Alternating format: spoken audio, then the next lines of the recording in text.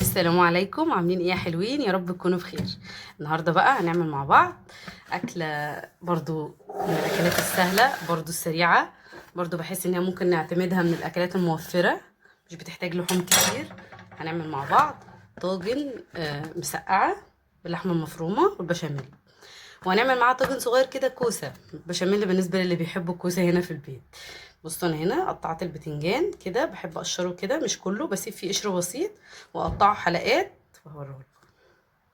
بصوا بقطعها هنا حلقات، بصوا ولا هي تخينه ولا هي رفيعه كده، حلوه قوي عشان لما تتقلي تبقى تحسوا ان هي فيها لحم كده. بصوا كده قطعنا البتنجان زي ما قلت لكم حلقات كده، ولا هي تخينه ولا هي رفيعه. بحب اسيبها ايه طبعا اكيد عشان ما تشربش زيت كتير، احط لها شويه ملح كده واسيبها شويه في المصفى قبل ما اقليها كده.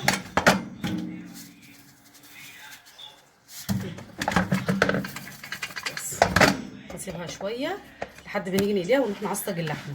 طبعا هنا انا قطعت بطاطس اهو شرايح، وقطعت فلفل، حطيت البصله ايه تتشوح في حته زبده، بس تدبل بس في حته زبده. هنزل عليها بكميه اللحمه المفرومه اللي عندي. انا عندي كميه لحمه مفرومه قطع صغيره، تقريبا ازيد من ربع كيلو بحاجه بسيطه، بكام جرام يعني، مثلا تقريبا 300 جرام مثلا. بس بس هنعمل منها اكلتين حلوين يعني، هياكلوا البيت كله ويشبعوا. هنعمل منها طاجن صغير كوسه بالبشاميل للي بيحب البشاميل طبعا الكوسه، وهنعمل طاجن مسقعه برضو بالبشاميل، حلوه ولذيذه قوي. تالي ولادنا هيحبوها جدا يعني، خصوصا ان احنا بندلع البتنجان. بسم الله. اهي اللحمه بتتعصج، حطيت بس عليها رشه فلفل اسود ورشه قرفه بسيطه ورشه ملح. بس اول ما تخلص تعصير اعمل بقى الصلصه بتاعت ايه المسقعه. يا جماعه والله اكله حلوه قوي وجميله وولادنا يحبوها. في نفس الوقت اي كميه لحمه مفرومه انت ممكن اكله حلوه قوي وجميله وولادنا يحبوها. في نفس الوقت اي كميه لحمه مفرومه انت ممكن وانت بتجيبي لحمه مفرومه مثلا بقى معاكي لحمه معصجه، فبتبتدي تحطيها، اما يبقى معاكي حته ما تقوليش هي مش هتنفع، والله هتنفع. حطي حته على حته هتلاقيها في الاخر ممكن تروحي مجمعاهم كلهم، وفي الاخر عامله بيهم طاجن مسقعه. بس احنا ممكن ما تعمليش كوسه عادي لو انا مش لو ما حدش بيحبها يعني، بس بتنفع، مفيش حاجه ما بتنفعش. بسم الله. هنا هنعمل الصلصه بتاعه المسقعه. بسم الله الرحمن الرحيم. احط شويه زيت صغيرين كده لما يسخنوا عشان انزل فيهم ايه بالثوم. الحاجه الصلصه الوحيده هي والفته اللي بحمر لها الثوم. بسم الله.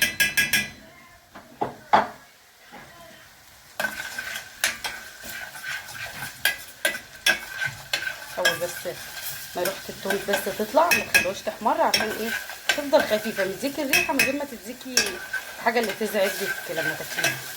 بسم الله.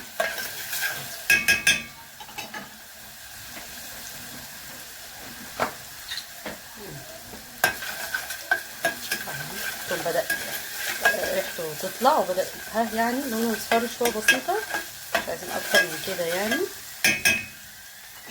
بروح نازله عليها ايه بشويه خل.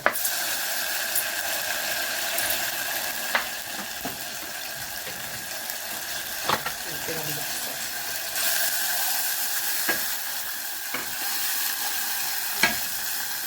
كده تتسبك. هنحط عليها رشه سكر، نحط عليها رشه السكر دي اهي، ونسيبها ايه تتسبك مع نفسها.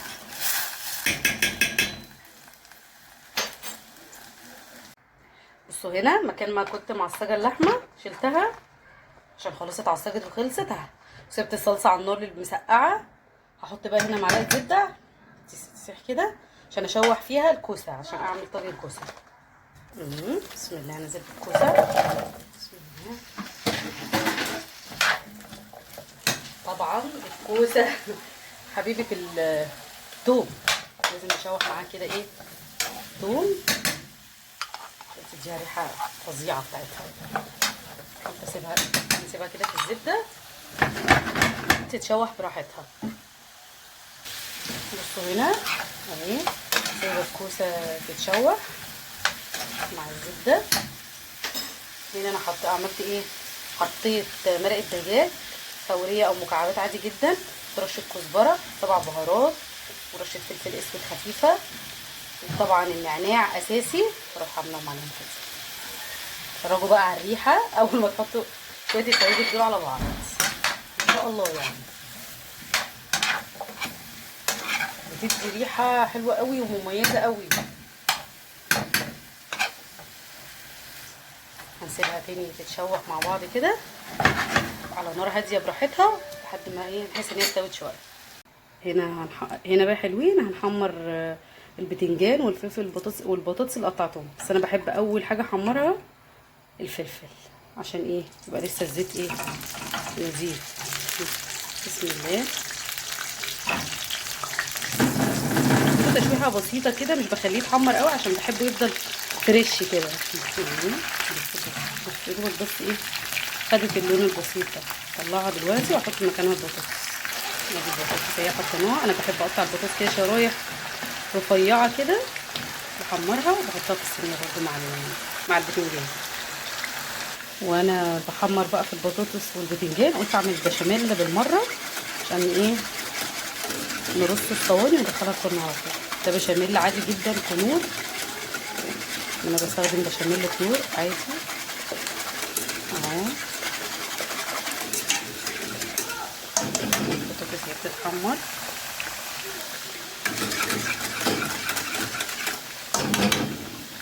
مثلا اهو. ده البتنجان اهو بيتحمر. انا طبعا بعد ما كنت نعبي الملح زي ما وريت لكم شطفته كويس جدا بالميه من الملح كده اهو بحمر فيه. بصوا هنا كده خلاص انا حمرت البتنجان كله كده. هنرص بس الصينيه. بحط هنا بسم الله الرحمن الرحيم شويه بشاميل.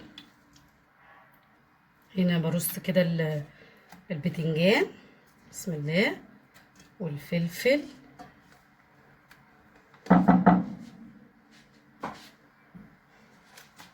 والبطاطس معاها. شرايح البطاطس اللي انا قلياها بتدي طعم حلو قوي وهي شرايح كده بصراحه في الصينيه بالذات. اما لو بعملها اللي هي العاديه من غير لحمه مفرومه بقطعها صوابع. بسم الله. الفلفل بتاعنا التحفه.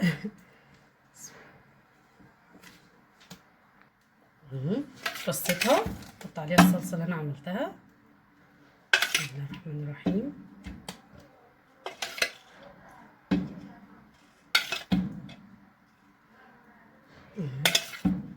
ريحه الصلصه فظيعه ما شاء الله.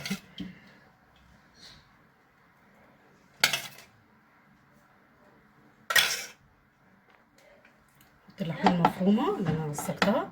على فكره انتم ممكن ما تحطوش لحمه مفرومه عادي جدا، تعملوا نفس الخطوات بالبشاميل عادي وترصوها وتدخلوها الفرن. بس انا كان عندنا حته لحمه مفرومه صغيره قلنا نستغلها يعني في اي حاجه.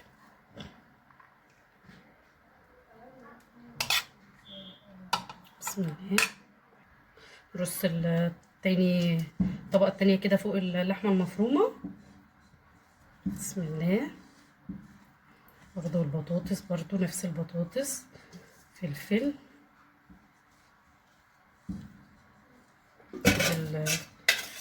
الجزء اللي فوق برضو احط بقى ايه صلصه تاني عليها من فوق حبه صلصه صغيرين كده قبل البشاميل. بسم الله.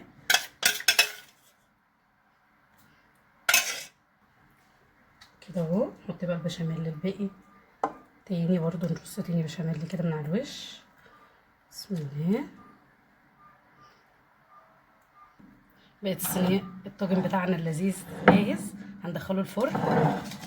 كوسه كده الكوسه شويه بشاميل نفس البشاميل يعني. بسم الله. ادي الكوسه بتاعتنا. بصراحه حطيتها كلها مش مستاهله يعني ان انا ايه اعملها طبقاته كده. نقلبهم كده مع بعض هي والكوسه.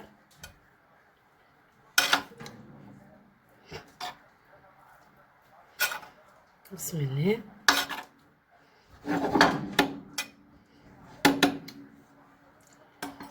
ننزل عليهم بالبشاميل.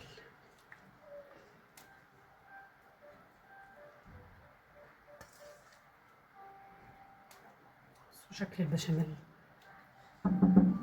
بجد الطاجن ده انا بحبه جدا انا وايمان. مين بيحب الكوسه زيي؟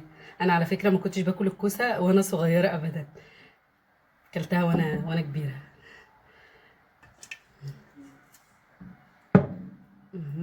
بسم الله. كده اهو طاجن الكوسه بتاعنا برضو بقى جاهز، هنروح نحطه هو وطاجن المسقعه في الفرن ونوريه لكم لما يطلع. كده حلوين، الطواجن بتاعتنا بقت جاهزه. بصوا ما شاء الله شكل الطاجن تحفه ازاي. طاجن الكوسه بتاعتنا، طاجن المسقعه، بصوا جمالها ما شاء الله، كل حاجه مستويه طبعا ما شاء الله عليها.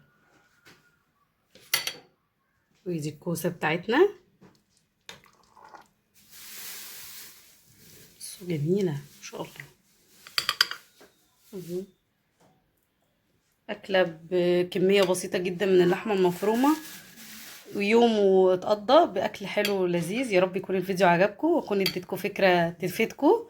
لو عجبكم الفيديو ما تنسوش تشتركوا معانا وتتابعونا. باي.